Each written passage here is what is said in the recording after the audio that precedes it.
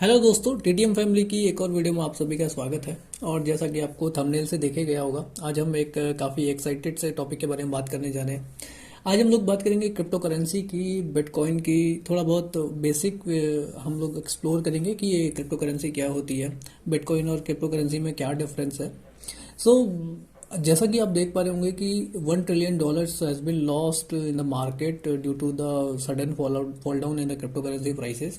कैसे नवंबर के ऑल टाइम हाई लगाने के बाद मार्केट में लगातार गिरावट आपको देखने में मिल रही है। आपको कुछ चार्ट्स यहाँ पे देख रहे होंगे आप। बिटकॉइन का चार्ट ये देखिए, यहाँ पे बिटकॉइन 69,000 यूएसडी के ऑल टाइम हाई से जो इसने नवंबर में बनाया था, वहाँ से ऑलमोस्ट 35,700 आ चुका है। अरे ये गिरावट करीब करीब 50% है। देखिए ये बहुत भारी गिरावट है। दूसरा आप कॉइन देखिए, जो second largest bitcoin crypto currency है, एथेरियम। आप देखिए अपने 4800 के हाई से नवंबर में जो इसने लगाया था, वहाँ से 2400 आ चुका है। कुछ सिमिलर स्टोरी जो थर्ड रैंक का बेनांस है, इसका भी कुछ 15% डाउन है अपने ऑल टाइम हाई से। सो ये फॉल डाउन क्यों हो रहा है, क्या इसके पीछे क्या रीज़न है, ये हम जानने की थोड़ी कोशिश करेंगे। इससे पहले मैं आपको बताना चाहूँगा कि ये बिटकॉइन क्या होता है। बिटकॉइंस देखिए दोस्तों, एक तरह की क्रिप्टो करेंसी है। इसको समझने के लिए आपको ये समझना पड़ेगा कि क्रिप्टो करेंसी इन जनरल क्या होती है। मैं एक बहुत बेसिक सा आइडिया आपको दूंगा इस वीडियो में दोस्तों। क्रिप्टो करेंसी देखिए एक तरह की डिजिटल करेंसी है जो ट्रांजैक्शन के लिए यूज़, एक्सचेंज करने के लिए यूज़ होती है। एज एन हम अभी जैसे रुपीस, इंडियन रुपीस हम लोग यूज़ करते हैं डेली ट्रांजैक्शन के लिए। इन सम सिमिलर फैशन बिटकॉइन भी, क्रिप्टो करेंसी भी एक तरह की करेंसी ही है। अब देखिए कुछ बातें हैं जो इस डिजिटल करेंसी को नॉर्मल डिजिटल करेंसी से या नॉर्मल रुपी से अलग करती है। इसमें देखिए पहला रीज़न क्या है, ये करेंसी जो है ये कम्प्लीटली डिजिटल है। इसको आप फिजिकल फॉर्म में कन्वर्ट नहीं कर सकते, आपको इसको डिजिटली ही यूज़ करना होता है। नॉर्मली जो हम एटीएम में हमारी जो मनी रहती है वो डिजिटल फॉर्म में जब रहती है, उसको हम एटीएम में इंसर्ट करके हम फिजिकल फॉर्म में कैश निकाल सकते हैं और ट्रांजैक्शन कैसे भी हो सकता है। ये केस आप क्रिप्टो के केस में आप इस कंडीशन को अप्लाई नहीं कर सकते, वो प्योर डिजिटल फॉर्म में ही रहता है। एक टिपिकल नॉर्मल करेंसी ट्रांजैक्शन में आप लोग कैसे करेंगे। मानो आपको किसी को पैसा भेजना है, you want to send money to someone. आप फ़ोन पे जब आप खोलते हैं, मानो कि आप फ़ोन पे से पैसा भेज रहे हैं या गूगल पे से आप पैसा भेज रहे हैं, तो जैसे ही आप एक ट्रांजैक्शन इनिशिएट करते हैं अपने एंड से, तो वो मनी डायरेक्टली अकाउंटर्स के, जो जिसको बेनिफिशियरी है, जिसके अकाउंट में आप पैसा भेज रहे हैं, वहाँ नहीं जाती है। ट्रांजैक्शन कैसे होता है कि आपने एक ट्रांजैक्शन इनिशिएट किया, उसके बाद वो मनी जाती है बैंक के अकाउंट में, और बैंक से फिर वो जो थर्ड पर्सन है जिसको आप पैसा भेज रहे हैं अकाउंट, उसके अकाउंट में पैसा जाते हैं। ये जो दूसरा डिफरेंस क्रिएट करता है in case of crypto currency, transaction peer to peer transaction होता है, पर्सन टू पर्सन पैसा जाता है, और उसमें किसी भी बैंक का बीच में इन्वॉल्वमेंट नहीं होता है। बीच में एक लंबी सी प्रोसेस होती है, मैं आपको समझाने की कोशिश करता हूँ उसको। जैसे ही आपने एक क्रिप्टो करेंसी पैसे भेजने के लिए एक रिक्वेस्ट इनिशिएट की, तो एक कोड जनरेट होता है। वो कोड एक चेन, एक ब्लॉकचेन में ब्लॉक बन के अंदर चला जाता है, और ब्लॉक्स ऑफ चेन के जो पार्ट हैं, बहुत सारे कंप्यूटर्स, बहुत हैवी कंप्यूटर्स रहते हैं जो इस कोड को डिकोड करेंगे वन बाय वन। जो कंप्यूटर फाइनली सक्सेसफुल हो जाता है इस कोड को डिकोड करने में, वो ट्रांजैक्शन अप्रूव कर देता है। इस प्रोसेस को टिपिकली माइनिंग बोला जाता है, इसको क्रिप्टो करेंसी माइनिंग बोला जाता है। एक बार उसने ट्रांजैक्शन डिकोड कर दिया, वो अप्रूव हो गया, तो पैसा ट्रांसफ़र हो जाता है। इसमें कोई बैंक इन्वॉल्व नहीं रहता, ये कम्प्लीटली डिसेंट्रलाइज ट्रांजेक्शन होता है। ये हमारा दूसरा डिफरेंस है। तीसरा डिफरेंस देखिए, आपने देखा होगा कि सेंट्रल बैंक्स होते हैं नॉर्मल करेंसी के लिए, जो करेंसी को मैनिपुलेट करते हैं, कंट्रोल करते हैं अलग अलग तरीके से। आप देखते होंगे मंथली पॉलिसीज आती हैं रिजर्व बैंक ऑफ इंडिया की, इंडियन रुपीज़ को कंट्रोल करने के लिए। वो इंटरेस्ट रेट को कम, इंटरेस्ट रेट को बढ़ाते रहते हैं, जिससे वो फ्लो ऑफ मनी को कंट्रोल करते हैं। बट क्रिप्टो करेंसी के केस में देखो, सेंट्रल बैंक का कोई कंट्रोल नहीं होता है। एक जो fix number of crypto currencies हैं वो मार्केट में फ्लोट करती रहती हैं, वो इतना डिसेंट्रलाइज है कि कोई भी सेंट्रल कंट्रोल उस पर नहीं होता है। ये तीसरा डिफरेंस है। आई होप आपको मैं कुछ आइडिया दे पाया हूँ कि क्रिप्टो करेंसी क्या होती है।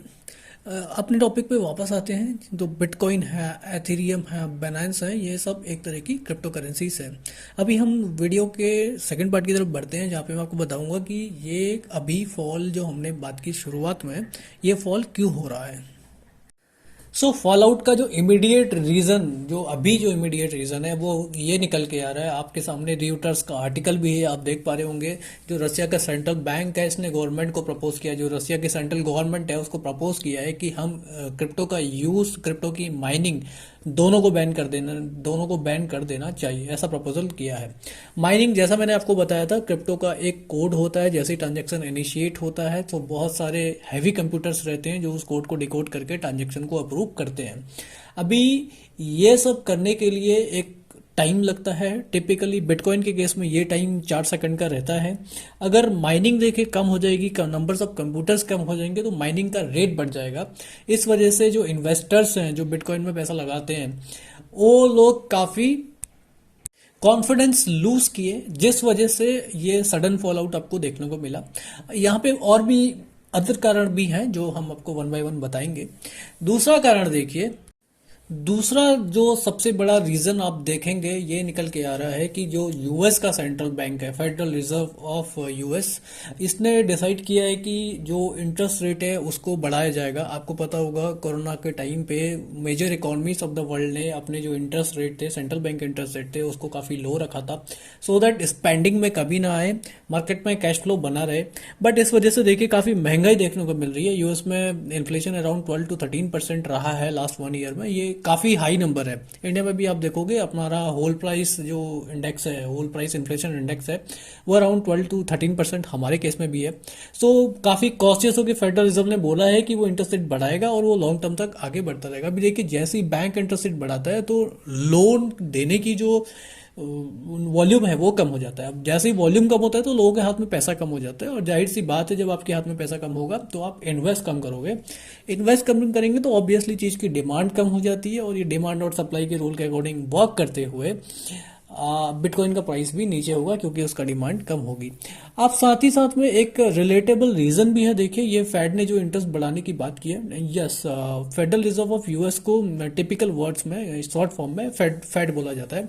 सो फेड के इस डिसीजन की वजह से आप देखेंगे कि जो यूएस की वॉल स्ट्रीट की मार्केट है, जो डिजिटल एक्सचेंज है यूएस का नास्डैक, उसमें भी काफी फॉल देखने को मिला है।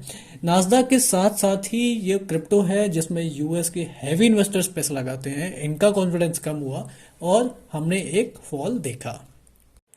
आगे बढ़ते हुए देखिए तीसरा रीजन जिसकी वजह से फॉल शुरू हुआ था, नवंबर में जो फॉल शुरू हुआ था, वो रीजन आप सभी को पता है, जो हमारा ओमिक्रॉन वेरिएंट नया निकल के आया है। इस वजह से दुनिया भर में कोरोना फिर से फैला है, लोगों में फिर से तरह तरह की एक्सपेक्टेशन है कि ये डिमांड फिर से कम हो सकती है, इकोनॉमी फिर से डाउन जा सकती है। इस वजह से लोग इन्वेस्ट करने से डर रहे हैं। इस समय में लोग क्या करते हैं कि market, volatile equity market, crypto currency, इन सब से पैसा निकालते हैं और सेफ जगह इन्वेस्ट करने की कोशिश करते हैं। सो बॉन्ड की मार्केट में इन्वेस्ट करते हैं। आपको पता होगा बॉन्ड क्या होता है, नहीं पता है तो प्लीज बताइए, एक वीडियो में बॉन्ड के केस में भी आपके लिए लेके आ सकता हूं। लोग बॉन्ड में इन्वेस्ट करते हैं, वो काफी सेफ मीडियम माना जाता है इन्वेस्टमेंट का। लोग गोल्ड में इन्वेस्ट करते हैं, बट ये सब इन्वेस्ट करने के लिए वो लोग इक्विटी से, वो लोग क्रिप्टो करेंसी, इस तरह की जगह से पैसा वो लोग देखिए निकालते हैं। अब ये पैसा जब वो लोग निकालते हैं ना, तो अगेन वही डिमांड एंड सप्लाई का पिक्चर सामने आ जाती है, और अल्टीमेटली कम होने लगता है डिमांड क्रिप्टो करेंसीज का भी। सो ये वन ऑफ द रीजन है। कोरोना वायरस हमेशा से एक रीजन रहा है फॉल डाउन का। सो ये जब प्ले में नवंबर से आया था तब बिटकॉइन फॉल होना शुरू हो गया था। कोरोना हमारा तीसरा कारण है जिस वजह से बिटकॉइन फॉल हो रहा है। अभी आपको पता लगेगा, देखो ग्लोबलाइजेशन का क्या असर होता है। ये रीजन मेरा जो 4 और 5 है ये काफी रिलेटेबल है, दोनों एक दूसरे से काफी रिलेटेबल है। कैसे ग्लोबल इकोनॉमी जुड़ी हुई है, काफी ग्लोबलाइज्ड है। आप देखेंगे कि सऊदी अरेबिया एंड यूएई जो कि ऑयल के मेजर प्रोड्यूसर्स हैं, यहाँ पे अटैक शुरू हुआ यमन से। जो आप मैप देख पा रहे होंगे यमन का, यहाँ पे कुछ हाउदी रेबल्स जो अगेंस्ट वॉर लड़ रहे हैं। सऊदी अरेबिया एंड यूएई के, इन्होंने इनके ऑयल फील्ड्स पे अटैक किया जिससे प्रोडक्शन कम हो गया। जब सऊदी और यूएई जैसी बड़ी कंट्रीज के ऑयल प्रोडक्शन में कम होती है तो क्रूड ऑयल का प्राइस अपने आप बढ़ जाता है। देखिए जैसे ही ऑयल के प्राइसेस बढ़ेंगे इसका असर आपको सभी देशों में मिलेगा। हमारे देश में भी इन्फ्लेशन हमेशा बढ़ता है जब जब क्रूड प्राइसेस बढ़ते हैं। यह ऐसा ही कुछ देखिए एक देश में हुआ जिसका नाम है कजाकिस्तान, जहाँ पे सडनली ऑयल के, गैस के, एनर्जी के इन जनरल प्राइसेस बहुत तेजी से बढ़े, और जैसे ये प्राइसेस बढ़े एक क्राइसिस निकल के आई। अभी कजाकिस्तान एक ऐसी कंट्री है जहाँ पे आप देखेंगे 20 to 30% माइनिंग होती है। आप फिर से ध्यान रखना, माइनिंग बहुत बड़ा फैक्टर है। जिस कंट्री में माइनिंग हैविली होती है, अगर वहाँ प्रॉब्लम्स होंगी तो बिटकॉइन क्रैश करेगा। कजाकिस्तान में देखिए हैवी प्रोटेस्ट शुरू हो गए थे गवर्नमेंट के अगेंस्ट में, जब एनर्जी प्राइसेस सडनली बढ़ गए थे। जैसे ही कजाकिस्तान में प्रॉब्लम हुई, अगेन इन्वेस्टर्स को पता है कि कजाकिस्तान में ही सबसे ज़्यादा माइनिंग होती है, तो माइनिंग जैसे ही करें कम होगी तो बिटकॉइन क्रैश होना अल्टीमेट है। देखिए इस रीज़न से भी क्रैश काफ़ी बड़ा है। आपको पता होगा कजाकिस्तान में सिचुएशन कंट्रोल करने के लिए नियर बाई नेशन ने अपनी आर्मीज भेजी थी, जिसमें रसिया भी एक कंट्री था। रसिया ने अपनी आर्मी भेज के अभी सिचुएशन वहाँ थोड़ी सी कंट्रोल में है। इस वजह से ओवरऑल हमने देखा कि कैसे बिटकॉइन के प्राइस फॉल हुए हैं, क्या रीज़न है। हम उम्मीद करते हैं आगे जाके मार्केट स्टेबल हो और वापस एक ग्लोबल इकोनॉमिक रिकवरी हम लोग देखें। वीडियो में लास्ट तक बने रहने के लिए आप सभी का बहुत बहुत धन्यवाद। वीडियो आपको पसंद आई हो तो प्लीज़ इसे लाइक करें, सब्सक्राइब करें, दोस्तों के साथ इसे शेयर करें दोस्तों।